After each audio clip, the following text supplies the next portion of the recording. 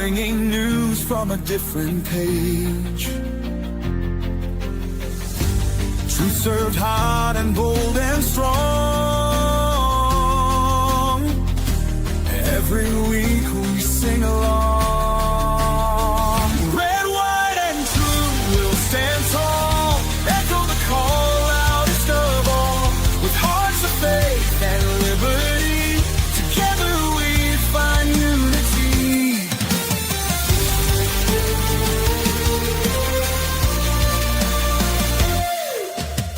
Stories that make you think and pray.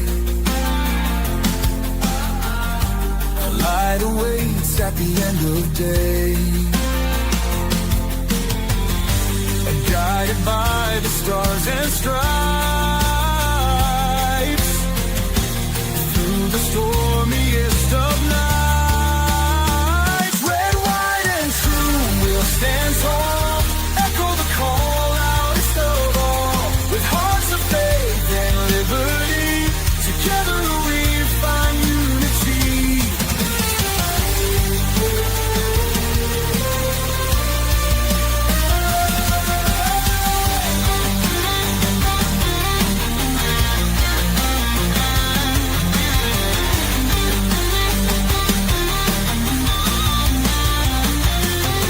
When the world feels like a fight, hold your ground, stand for what's right. In the truth we'll find our way. Ed and Ronnie light the way. Red, white, and true will stand tall. Echo the call loudest of all.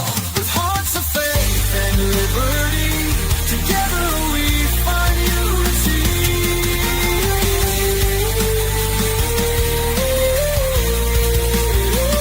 Red, white, and true will stand tall.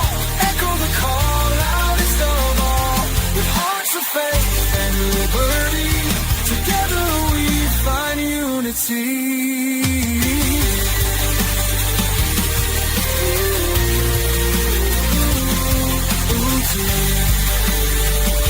Together we find unity.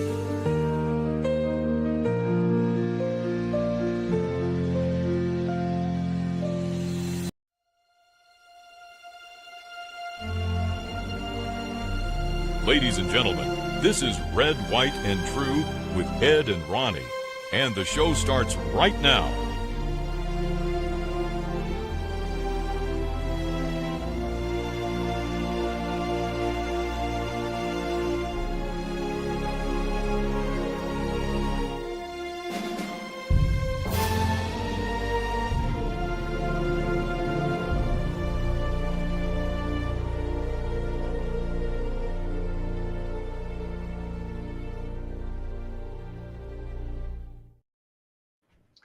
Hey, good evening.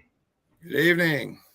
I figured maybe you would have the Star Wars sign, our Star Trek sign, when I looked and seen your hand up. Oh, That you're the Trekkie that you are. yeah, it happens naturally. So what's going on? Nothing. Working on the show. I got some good videos and maybe a story or two. Yeah, we got a story or two. And we're looking forward to a good night with everyone. Why don't you kick us off with a short video? Well, let's see here. We could do our Do Better Texas segment. There you go. All right. Might as well start off the show with a laugh. Here we go. Because we in these hot ass Texas streets, honey. Y'all know we got Governor Hot Wheels down there. Come on now. And the only thing hot about him is that he is a hot ass mess, honey. So yes.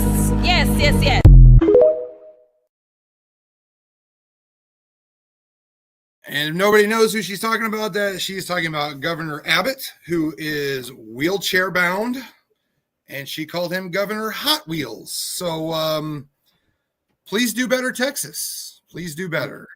Well, Go I ahead. read about that. That's the first time I'd seen the video of it, and she's been on a roll. She said somebody should hit Ted Cruz upside the head, Yep.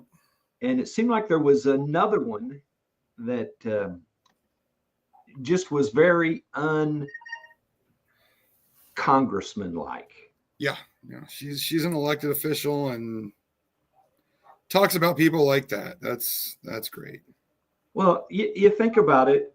I thought liberals were the kinder and gentler. Yeah, tolerance, right? Understanding, tolerance. And I've had liberals in person get upset with me for, well, saying something that was way less offensive than what that was. You know, Tolerance and understanding. she, she's fixing to, I mean, she may be lower than the squad, and I didn't know that was possible. Yeah, she's making AOC look smart. I got another 10-second clip of her hitting a reporter. Okay. Calling for violence on the 29th. Would you like to clarify your comments? As you can see. Congressman, will you condone violence at the Just because she wouldn't condemn violence while committing violence. Yeah, I was going to say that was, some people would consider that a violent act on her part. Yeah. So that's the title of the segment. Do Better Texas. You guys got Al Green, you got Jasmine Crockett. They're both real winners. Point proven right there. So do better, Texas. That is accurate. That is accurate. At the bottom of the screen, scrolling there, help us reach 100 followers on our Facebook page. You can go to edandronnie.com. You can click on the Facebook tab there and then follow us. We're working hard to get our 100 subscribers so that we can actually broadcast our live streams on our own page. And let's see, we are at 68 and we've been stuck there for a while. We may have to go whop some people upside the head or something to get them. We know more than 68 people. What's the deal here? You know, Ted Cruz isn't above or below or whatever calling her out big time. He's kind of known for not taking guff, especially, you know, on social media and things like that. So I don't know, maybe, just maybe, they're in the let's ignore her and see if she goes away mode. I don't think it'll work. No. Personally. She'll just get louder. She's just Well, get louder. I've got a few things on the Department of Education, and Take it away. This one came actually a few weeks ago, but it's still worth always watching again. Let us in! Let us in! Open the door! It's 6 a.m. It's 6 a.m. And then my political hero. They talk as if spending were all giving and no taking. Well, there is no magic money machine. Every dollar the government spends comes out of your pockets. Every dollar the government gives to someone has to first be taken away from someone else. So it's our moral duty to make sure that we can justify every one of your tax dollars, that we spend them wisely and carefully, and just as important, fairly. Unfortunately, hardly anyone could honestly call federal budgets wise, careful, or fair. Is it fair to ask one small business to help subsidize its competitors? Is it fair to ask workers in the private economy to pay for civil service pensions that are much more generous than the retirement benefits they receive? Is it fair to ask low-income families to help pay for the college education of children from families with incomes as high as $100,000 a year? Is it fair to ask taxpayers to help pay billions for export subsidies to a handful of America's biggest corporations? Well, it isn't fair, and you know it. But that's the law of the land right now, just part of the legacy of 50 years of trying to do good things for all by treating your earnings like government property. The time has come to decide what benefits we can properly expect from the federal government for ourselves, our neighbors, and those in need, and what government can take from us in taxes without making everyone worse off, including those who need our help. The one thing we cannot do is stay on the immoral, dead-end course of deficit spending. Right there. Nice. Now, if you know your presidential history, Reagan was the first president after Jimmy Carter, so he was basically asking for it to be abolished right out of the chute. Yeah. $100 billion in the early 80s. I'm not sure what that would come up to today, but comes up to a lot of money. A lot of money. And if we were getting results with all that money, maybe it's worth it, but we're not getting results. No. The education system has just basically gone down the tubes, and you can help me with this a little bit. Have you heard some of the outlandish things that liberals are saying about getting rid of the Department of Education? Go ahead. Oh yeah. They're saying it's going to cut into funding for hot meals, hot lunch, and breakfast, and then no, it's not. Okay, well then it's going to cut into like IEPs and students with disabilities. Well, no, that got moved to another department. A bunch of different. I mean, it's the typical left. They're going to pick it apart and cry foul, and it's not that way. Well, if you're sitting next to somebody, nudge them, because we're going to see a friend of the podcast, Judge Janine, slam dunk this topic. Nice. That's on them for that. That's not on her. She's not setting the curriculum. What the DOE does, and why it was created by Jimmy Carter, and why probably you can't get Democrats at least to vote to abolish it, is that it's a funding and civil rights enforcement organization. And when I hear Republicans out there talking about their plan for education in America, I don't hear them talking about making sure disabled kids have access to a public education. I don't hear them talking about impoverished kids. I know you are. Thank you for admitting it in such a public forum. They want to end up privatizing it. They want a voucher system, which means that kids who can't get to those schools, don't have enough money to, or frankly want to go to public schools, won't have access. And they also have all of these religious kooks, with the superintendent of Oklahoma who wants to spend millions of dollars on Bibles for the schools, Trump Bibles, because it's all a grift. They want to make it private. They want to make them religious institutions. And that goes against what you're supposed to do in America. So does it need reform? Does it need to be made better? 100%. But come on. All the Democrat politicians send their kids to private schools. I am going to tell you. All number right, one, I'm ready. Number one, we are one nation under God, and they'll make a joke about that. Do you think there should be Trump Bibles in public schools? Number two is the issue that the Department of Education has wasted $100 billion a year. So cut the crap. You yourself admit they don't do any education.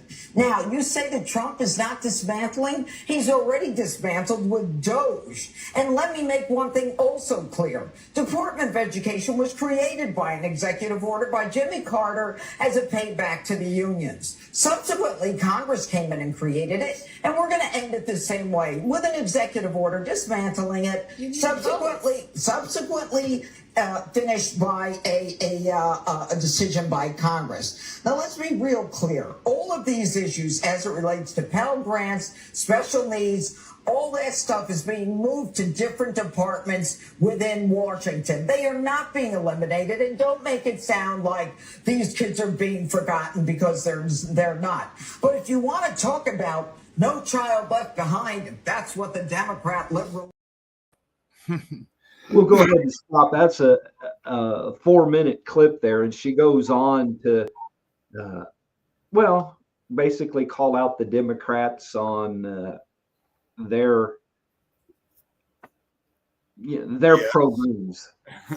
And love Judge Janine. I always will remember that interview. She was sick as a dog the day that I was scheduled to interview her, and she could have easily told her rep to get a hold of me and say, I can't go on today, or she could have done any number of things, and instead she called in. We had a great conversation.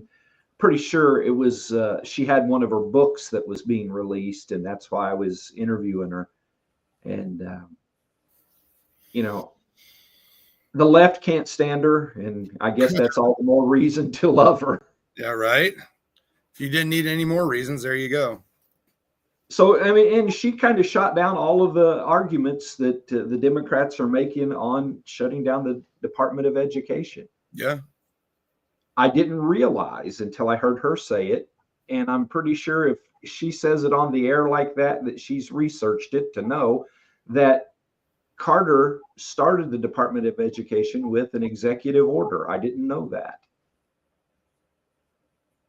So it just needs an executive order to get rid of it. So, well, it was started with an executive order followed by congressional approval of the Department of Education. So Trump issues an executive order closing the Department of Education. Legally, it will have to have a vote to do that. But I think that'll happen. I think that'll happen. Good. What do you got going on next? Well, I've had several people ask me about the leak, the Signal chat leak. So I've got a couple things on that. So Signal is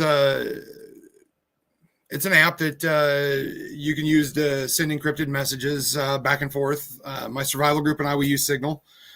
You can set it to where the messages can delete after 5 minutes after being read, or all the way up until you have it never delete. A week later it'll delete. So the people on the chat was J.D. Vance, Vice President, Pete Hegseth, the Secretary of Defense, the Secretary of State, Marco Rubio, Tulsi Gabbard, the Director of National Intelligence, Michael Waltz, National Security Advisor, and somehow, some way it got added to, it was a magazine editor, somehow he got added into it. It's been classified, it's been talked about as sloppy, careless, and incompetent, of course, by the Democrats. They're talking about charges being filed for all this, and I've got a couple of videos here, and I'll just start off with Senator Ratcliffe talking about it. Director Ratcliffe, this was a huge mistake, correct? No. A national political... Hold on. No, you Let me hold answer. on. No, Director Ratcliffe, I asked you a yes or no question, and now you hold on. A national political reporter you can characterize it how you want. Was made privy to sensitive information about imminent military operations against a foreign terrorist organization. Mistake of adding a reporter, and that wasn't a huge mistake. That wasn't a huge mistake. Well, I think they characterize this it as an embarrassment. This is utterly unprofessional. There's been no apology. There has been no recognition of the gravity of this error. And by the way, we will get the full transcript of this chain, and your testimony will be measured carefully against its content. Thank you, Mr. Chairman.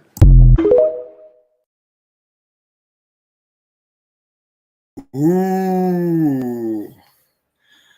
Big boy. All right, here I got another one. This is Trump talking about it. There's no classified information, as I understand it. They used a app, if you want to call it an app, that a lot of people use, a lot of people in government use, a lot of people in the media use.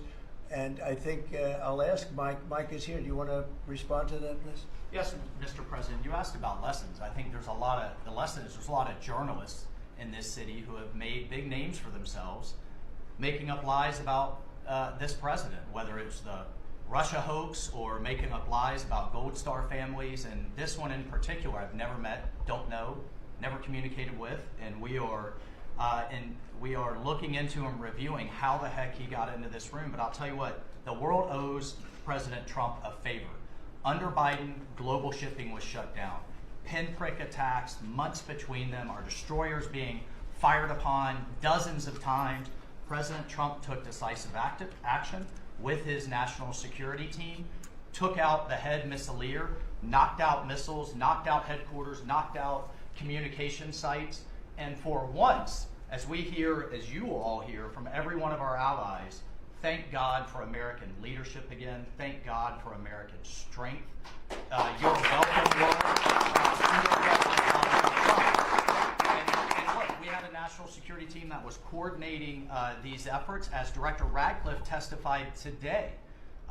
His first day on the job, he was introduced to this app on his government systems at the CIA and at the State Department and otherwise. So, look, this journalist, Mr. President, wants the world talking about more hoaxes and this kind of nonsense rather than the freedom that you're enabling. And a key part of our sovereignty is open sea lanes and knocking the crap out of terrorists, which is exactly what your team and Pete Hegseth, a good friend and fellow veteran, is leading the charge on. And it's an honor to be part of it. Very, very successful.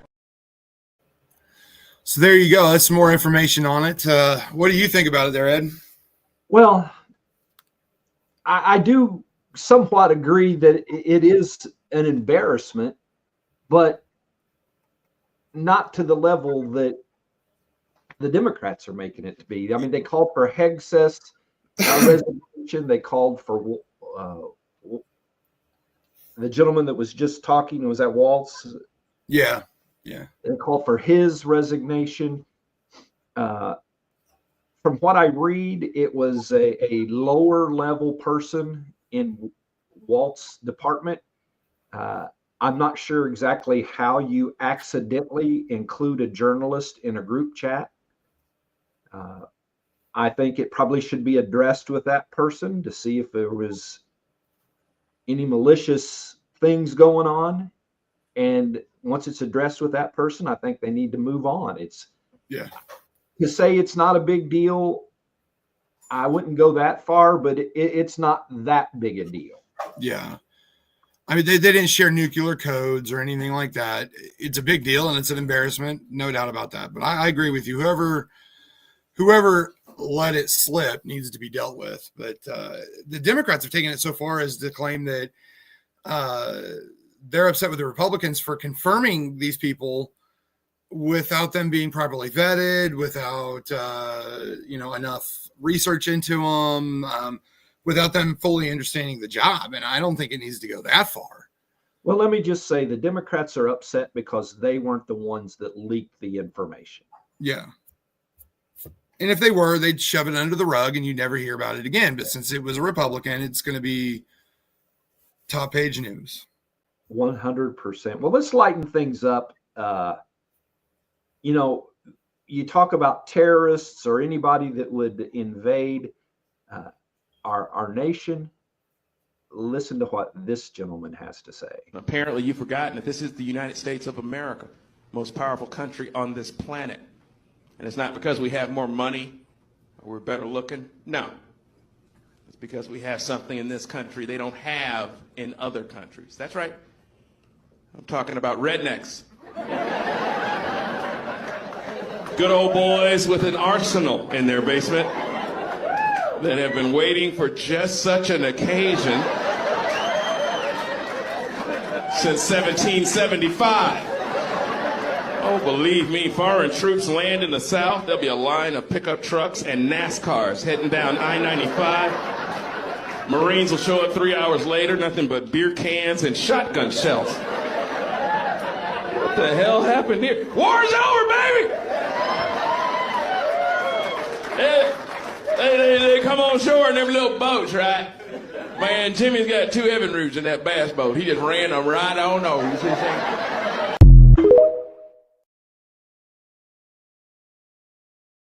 He's right, though, Well, that's why I played it. It's funny, but I have said this for years. Liberals are going to be liberals until they piss off the rednecks. Yeah, for sure. And I'm pretty sure Trump showed them that they had done just that. And I don't think the rednecks are going to get over it anytime soon. No. That's why Japan never invaded America. The famous, was it Rear Admiral in their Navy said that there'd be a gun behind every blade of grass. And there's more guns than there are hands in this country right now. So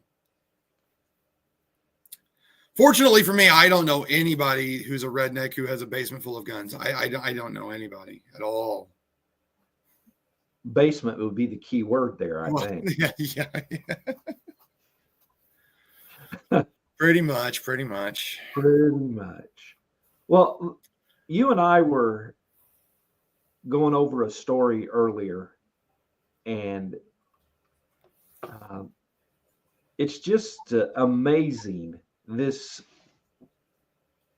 Snow White topic, that it's still going on, and it's still messed up. And this article that I'm looking at here was actually in Variety magazine, which is huge in the entertainment. Headline says, "Inside Disney's Snow White fiasco." That's interesting already. They're calling it a fiasco. Fiasco, yeah. Death threats, beefed up security, and a social media guru for Rachel Zegler. Let's go back a little bit. August the 12th of last year, 3 days after Rachel Zegler hit the stage at Disney's fan event to introduce the first official trailer, she thanked supporters in an X post for driving the teaser to 120 million views in 24 hours. 1 minute later, she added an afterthought to the same thread, "And always remember, free Palestine." And I have a feeling at that point right there, Disney executives just either melted away to nothing or exploded like a volcano you mentioned earlier when we were offline. Goes on, the addendum added another 8.8 million views, and people inside Disney were shocked that she would commingle the promotion of its $270 million movie with a political issue. They were upset with her, raised it up to her team, and basically she said, "Screw you, I'm not taking that down." Must be nice to say screw you to your boss. Yeah. Because she's the star. Well, her co-star is named Gal Gadot, and she is an Israeli. And she began to get death threats, and Disney had to pay for additional security for the mother of four. She later posted F Donald Trump, but not with just the F fully spelled out. That's who you want representing what was originally billed as a children's show. We've talked about her bad-mouthing the original show and different things. And, I guess what I take out of the story as much as anything is that words have consequences. And one of the consequences of her saying the things that she did, especially the Free Palestine, is that she put another person's life at risk. Absolutely. Just for your political beliefs. There is no sense in that, especially over something that probably nobody in the world cares what thinks about Israel and Palestine. And the Palestinians, there is no Palestine. What do you think? I know you got upset when I sent it to you earlier. So the Rotten Tomatoes review on it went from a 2.2 this morning till right before we got on, dropped to a 2, which that's pretty bad. Everything I've seen online is pretty much split, not evenly, but more people hate the movie than enjoy it, or the Yes Cinema on Facebook earlier was talking about what an amazing movie it is, and how everyone should come see it. And I only read through it to see the comments, and the comments were amazing. The comments were what you would think. I think it's stupid. Yeah, everybody's going to have a political belief, but to use this movie as a platform for her to get up and say such hurtful and dirty things. I mean, you're Snow White, and you're on the internet saying F Trump. Really? I mean, yeah, this wasn't like 15 years ago. This was after they produced the movie. Yeah. So I feel bad for Gal Gadot. I really do. She's an amazing actress, and I don't know. Disney needs to reevaluate, wholeheartedly. Look at what happened to Budweiser. They went woke, they went broke, they went back again, and their profits are up. Disney, I don't know if they're ever going to come back from it. I'm avoiding all things Disney right now. The bad thing is for Disney is that people that love Disney are abandoning Disney. Yeah. That's then they need to wake up and realize that, diehard fans of Disney because of this are walking away. I don't know. Yeah, of course everybody's got their own opinions, and I support that. And there's the right and the left, and you need the left. But let's leave it at you're Snow White. Let's be Snow White. Let's not get online and say such hurtful. I mean, stuff like that. F Trump, really? Let's say that woman was a Republican actress and she got on there and said F Joe Biden. It would be top running headlines for weeks and weeks and weeks. That movie would be pulled. Disney would be fined. You name it. Well, I guess somebody did say, well, it was a bunch of somebodies that said F Joe Biden that became Let's Go Brandon. Well, but it wasn't a celebrity. It wasn't, Disney's top star of this new, $252 million film or whatever, that only brought in somewhere around 45 million. Yeah. Spent 272 first weekend. I mean, like the two biggest grossing Disney films before it, their opening weekends were in the 170 millions on opening weekend. Now it was number one at the box office, but it wasn't a Disney number one, and experts are calling it a flop. Yeah, for sure. I said Friday on Red, White, and True, and by the way, thank you for joining us on Prayer and Share. But I said that I'd read a comment that said, people were talking about getting up in the middle and walking out. And this one person said, if I was watching this on a plane, I'd get up and walk out. I saw a video and it was showing all the comments. And one guy said something about, I'd rather sit on my TV and watch my couch than to watch that movie again. And that, again, that shows the difference in conservatives and liberals. Conservatives speak with their pocketbook, and liberals speak with violence and just tolerance and understanding. They are the least tolerant people that I know.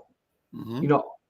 The people that they take up for, and they have every right to take up for, but they will defend no matter what that group does. But let the Republicans, let the conservatives, let the Christians say one thing, and they just go crazy. They just go crazy. But that is the way that the liberals do things. You got something else for us? Well, I've got our Kennedy video of the week. Hey, right on time. There we go. Here we go. You need to stop dipping into your ketamine stash. It's sort of upside down, or as we say in Louisiana, ass backwards. Yes. How else would we know who the idiots are without freedom of speech? No disrespect, but he must think there's an award for being stupid. If she ever had a clever thought, it died alone and afraid. You know, it's a clown show without the makeup, and we shouldn't go through it. You know, if you're not happy where you are, move. You're not a tree. Well, I'm not, of course, clairvoyant. I have to wait for the future like everybody else, right. But I think it's going to pass. Every time I do, he's telling me how much spending porn he's found. Every fair-minded person in America who has a brain above a single-cell organism understands that the federal budget is chock full of spending porn.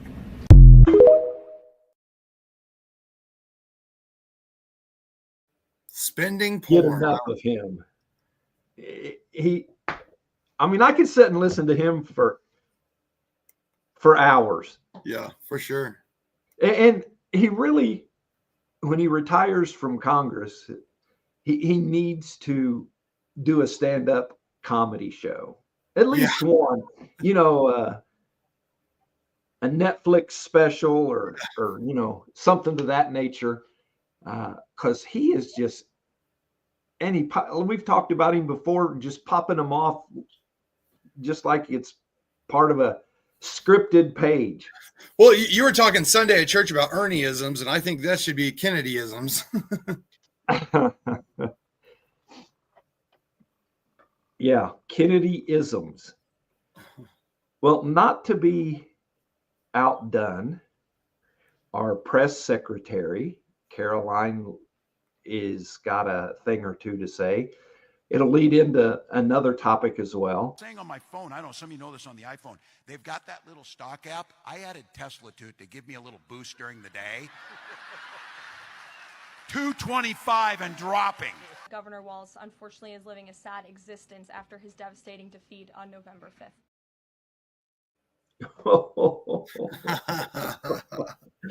Well, and we actually have some more, and I think you actually have one as well, but let's listen to what Glenn Jacobs, also known as Kane in the WWE, has to say about Mr. Walz.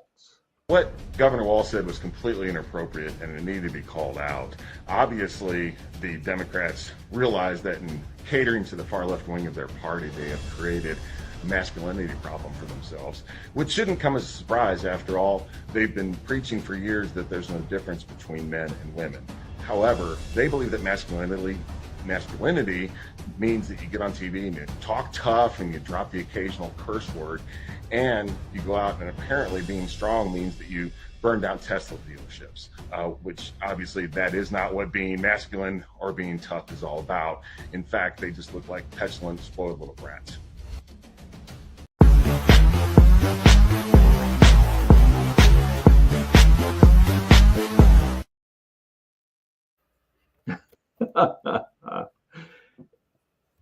I think we probably even talked about this a little last week, and you know, they're not going to have a fight, No.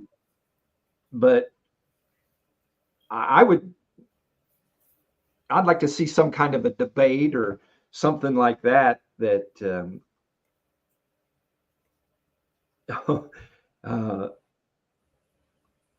Here's a comment on what we were talking about. Senator Kennedy and having a comedy special, it would sell out. I think you got something as well on.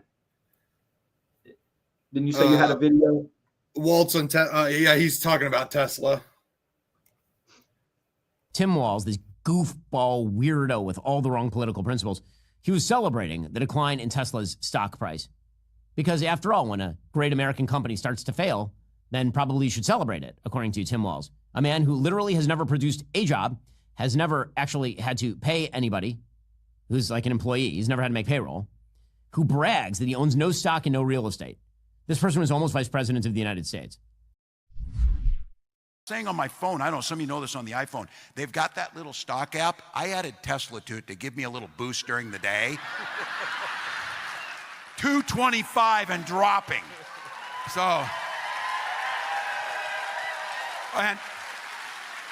and if you own one, we're not blaming you. You can take dental floss and pull the Tesla thing off, you know, and take out, just telling you. Unreal. Just what a gross human. Seriously. What a gross human, old tampon Tam. I liked where Glenn Jacobs was talking about the masculinity of liberals, and you know, they get out on stage and they say a curse word. It makes them sound like they're tough. Yeah, yeah. I know a couple of liberals that are that way very much. They, when you know them in person, they're tough and their name does not go in the same sentence. But reading what they post online, you'd think that they could whoop just about anybody. Oh, yeah. But, you know, they're all barking, no bite, you know. They are. But let them be them. Unfortunately, some people who do bite listen to what they have to say. And especially with Tesla, I mean, we see what's been going on. I hope they catch a bunch of those folks that are doing the things to Tesla dealerships and even individual vehicles. Absolutely. And make examples out of them. Make to the fullest extent of the law. I mean, in all honesty, sock it to them. That's ridiculous. That is ridiculous. I did see news that Ellen has left the country now. She just sold her last remaining property in the United States and moved out. So good riddance. Speaking of someone leaving the country, let me see if I can find the video.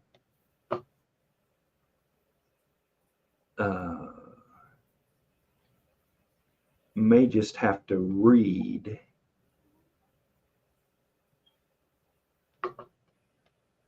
I'm going to try to get another shameless plug in here. Do it. And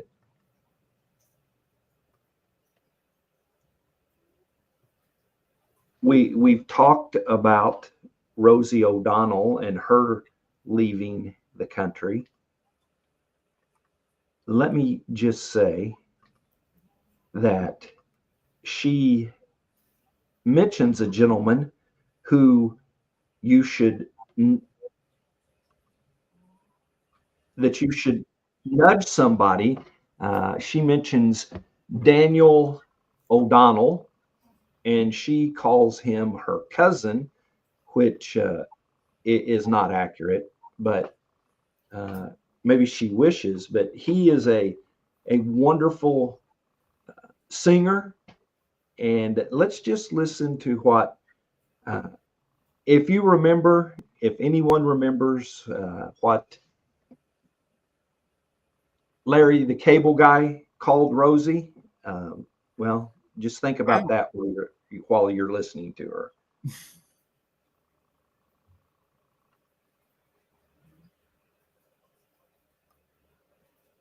So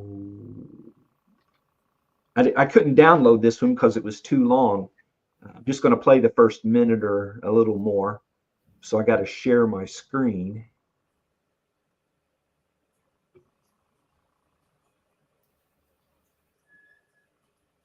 There we go. How are you? Are you good? Everything okay? Okay. I did a wonderful, wonderful talk show here in Ireland, the Late Late Show. Paddy Keelty, who is one hell of a human, so adorable, so smart, so sensitive, so kind. It was a joy to be on that show. And I met my long-lost cousin, Daniel O'Donnell, Ireland's pride and joy. The man can sing, and he has for like 50 years now. I think we're the same age, me and Daniel O'Donnell. Now, I was thinking, maybe we can get a show like Donnie and Marie, Danny and Rosie, right? The Danny and Rosie show, or O'Donnell Squared, something like that. But I love the guy, I gotta tell you. And it's really interesting what's been happening here for me emotionally. That's about all I can take of her. Yeah. So let me just say this. Daniel O'Donnell in Ireland is a legend. He is a very, very, very calm demeanored gentleman that if he did anything with Rosie O'Donnell, she would be riding his coattails. It wouldn't be the thing where Rosie was the main attraction for sure.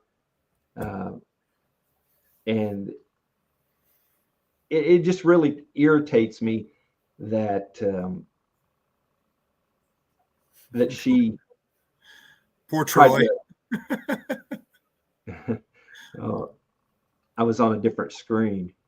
Well, that one deserves to show to everybody. There you go.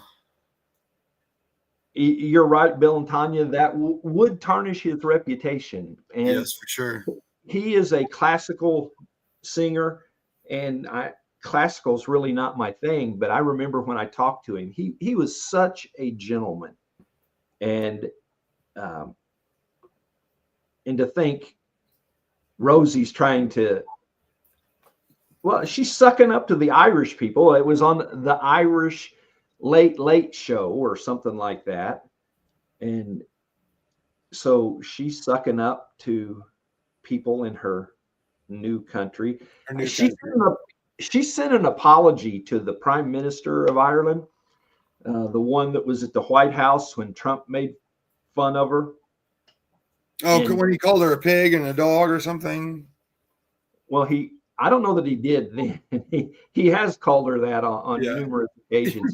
On this one, I think he said, ask if the prime minister knew her, and he didn't even wait for an answer. He said, well, you don't want to.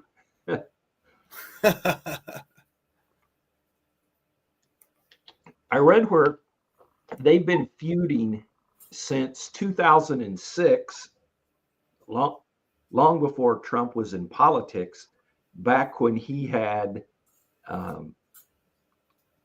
things to do with the Miss America, one of the pageants. And she called him out on, of all programs, The View. And he has definitely not let her know that she is forgiven, because I'm pretty sure he would say she has not been. Yeah, pretty much.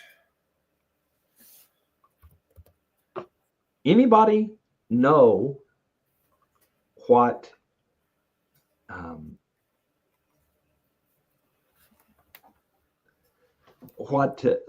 Larry the Cable Guy called Rosie O'Donnell? I don't know personally. I won't say it, but I will write it in the comments. Oh, I'm gonna have to look this one up.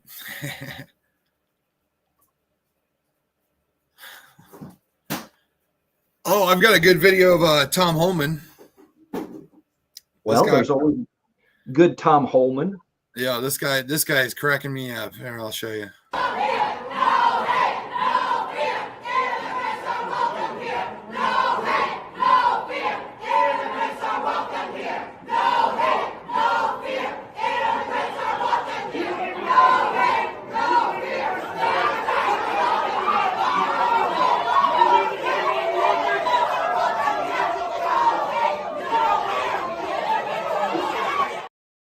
Liberals are yelling, and he's walking through with a smile on his face, eating an apple. I love that. Eating an apple. That was just so.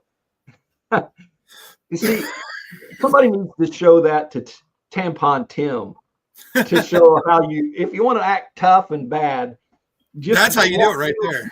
A bunch of people yelling at you and eat an apple. Yeah, just walk there eating an apple like it ain't nothing. Sounds like a chicken coop. It did sound like a chicken coop.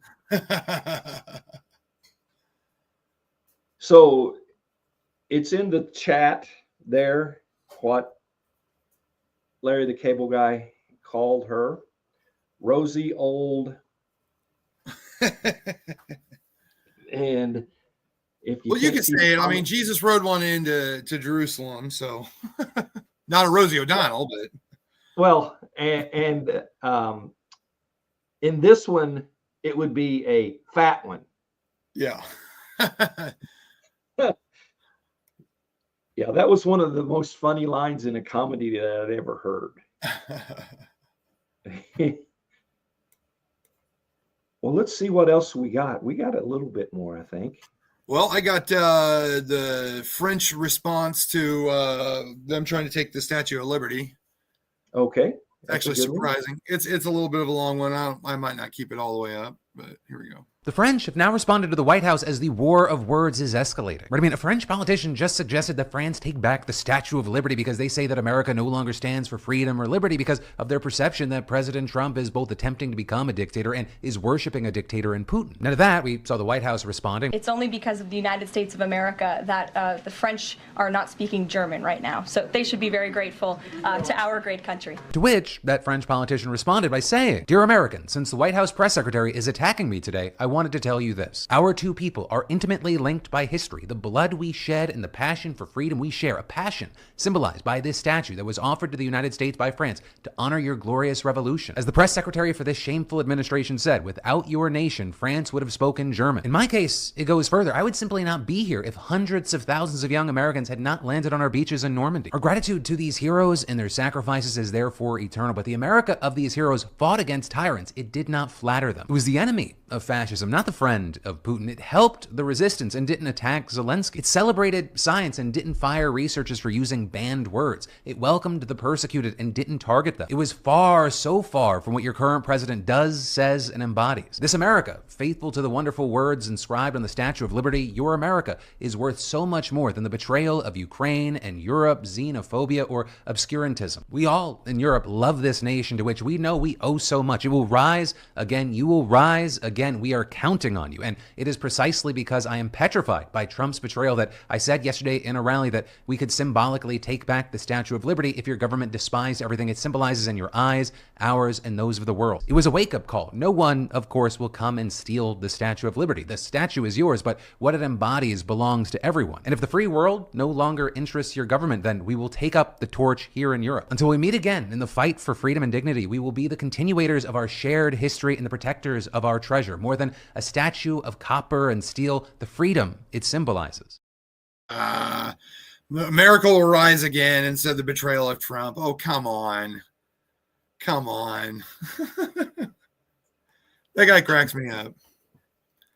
Well, as Caroline referred to him as a low-level politician. Exactly. Yeah. But they're going to take up the torch there in Europe, you know, with their freedom of speech there in Germany and, you know, freedom of speech in Great Britain. You know, people are getting arrested and sentenced to pretty hefty time in prison, you know, for posting something on Facebook. But, you know, they'll take up the torch of freedom. Well, maybe Tim Waltz can go over there and show him how to be a tough guy, you know. There you go. There you go. Yeah. There you go. That would be a necessity. And speaking of tough guys, I didn't know Chuck Schumer was a tough guy. We are mobilizing in New York. We have people going to the Republican districts and going after these Republicans who are voting for this and forcing them to either change their vote or face the consequences. Change their vote or face the consequences. Sounds a little bit like a threat. Yeah. They're mobilizing. Well, we know. Tough as a wet napkin. There you go.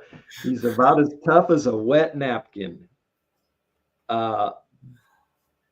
We know that Maxine Waters is always encouraging Democrats to do even worse than what Schumer was talking about. Oh, yeah. Yeah. Call them out, get in their face. We could go back and play that redneck video again for Maxine Waters and say, yeah, get in one of those rednecks' faces. Yeah, right. See how well that works out for you. Yeah, that's not going to be a good deal. A good deal. See how well that works out for you. Well, for those that live around here,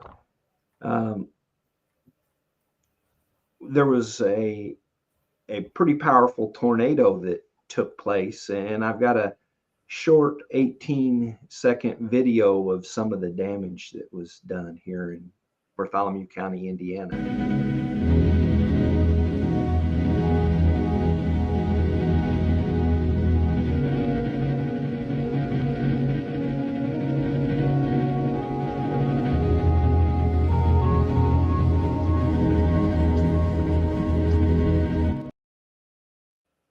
That's just crazy. Fortunately, we can share that nobody was hurt, no deaths, no fatalities. Lots of damage to property, but property can be replaced. Absolutely. So that was a good one. At least that part of the story. I talked to Ben yesterday. His new girlfriend's house took a lot of damage. He was kind of going over a list of what was broke, and they were in the basement. The basement actually flooded while they were down there. So, thank the Lord nobody was hurt during that. Absolutely. And Beth, that is usually in here talking in the comments, her cousin, Andy, his farm was, well, if it wasn't demolished, it was pretty close. She showed some pictures at church last night, and the one that got me the most was there was a barn that they had, and they had a truck parked in the barn. And then the next picture is just a truck sitting out in an open field. The barn was totally gone. Wow. The truck didn't move, the barn did. And this sounds almost unbelievable to me, but they reported that the tornado was 350 yards wide. That's 3.5 football fields. Yeah. Wow. Wow. Sounds like there were some guardian angels out there, because something that big, moving that fast, it did that much damage, and no one got hurt. No one got killed. Well, look, do you got another one down there for Trump? Yeah, it's just a video of it made me smile. Just helps me sleep at night knowing that this guy's in the White House. So. Well, you go ahead with that one, and then we'll close. I've got a video of some faith-based things from athletes. So awesome. Actually, I got multiple ones. Good deal. I sent him a picture of his house. He said, but why do you send me a picture of my house? I said, you'll have to figure that one out. I'm going to bomb the shit out of him. It's true.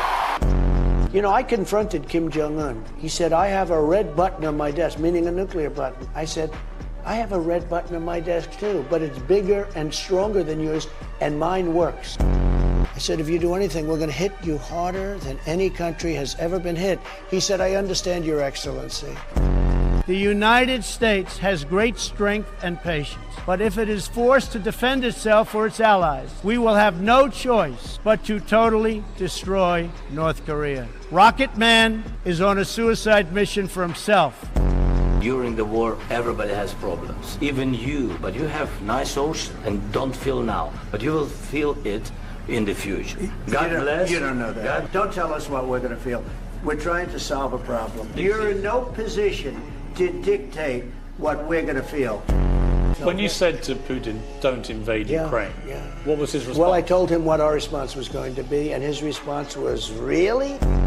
When we were negotiating with the Taliban, while President Trump was still the president, and they were talking to Taliban leadership in the room, and they had one translator in the room. President Trump looked at the Taliban leader and said this: I want to leave Afghanistan, but it's going to be a conditions-based withdrawal. Translator translated. And he said, if you harm a hair on a single American, I'm going to kill you. And the translator goes, and Trump goes, tell him! Translator reached in his pocket, pulled out a satellite photo of the leader of the Taliban's home, and handed it to him. Shut up. Got up and walked out the room. Sure did. Do you know for 18 months not a single American was killed in Afghanistan?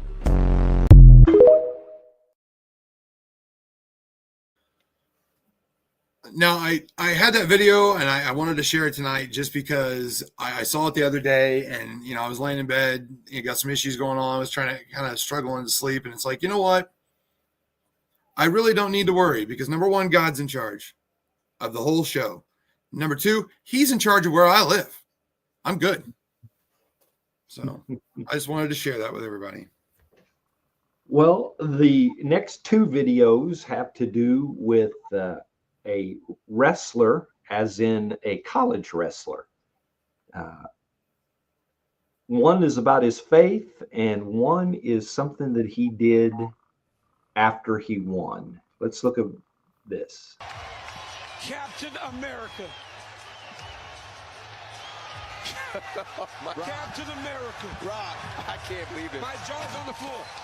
He did it. Hey. Shut up. Shut up. Everybody shut up. Shut up, Rock. I'm glad that he was the last match. That's what the last match is. That's the last match. That's what a main event That's looks what like. it should look like. That's a main event. Looks like. Shut up. Wow. What the president say to you? He said he's very proud of me. That's like Commander-in-Chief. I'm very proud of that. He came here to support his troops. I put on a Stunning upset to the wrestling world as Wyatt Hendrickson of Oklahoma State defeats Gable Stevenson and gives all the glory to God. Watch this. He's running down. Oh my God! Oh my God! Can you believe this? Hendrickson with the three. This could be it. Oh my God! The biggest upset in the history of NCAA. Could this be it?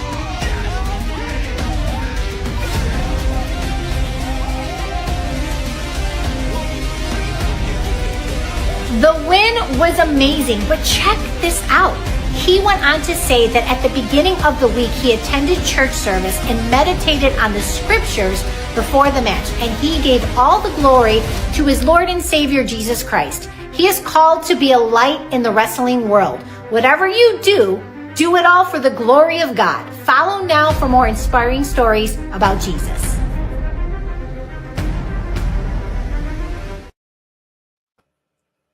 Wow. Goosebumps, man. Goosebumps. That's awesome. And if people watching didn't get the salute, he saluted President Trump, his commander-in-chief. He's a second lieutenant, or at least he was. I'm not sure if he still is. I think he is. But I just got cold chills too. That's crazy. I mean, not everybody gets a chance to salute the commander-in-chief. And I'm thinking back to, my days when Moses was commander-in-chief. Actually, when Reagan was commander-in-chief, what an honor it would have been to be able to salute him in person like that. Yeah.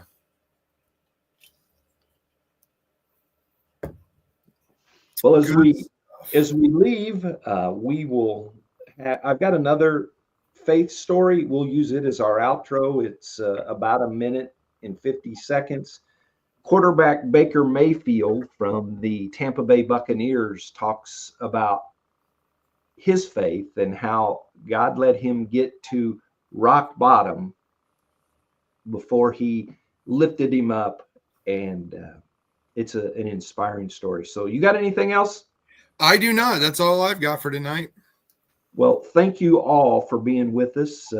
Thought it was some lively discussion and lively topics, good videos, and we'll see you all next Tuesday night. And until we see you again, go out and do the right thing.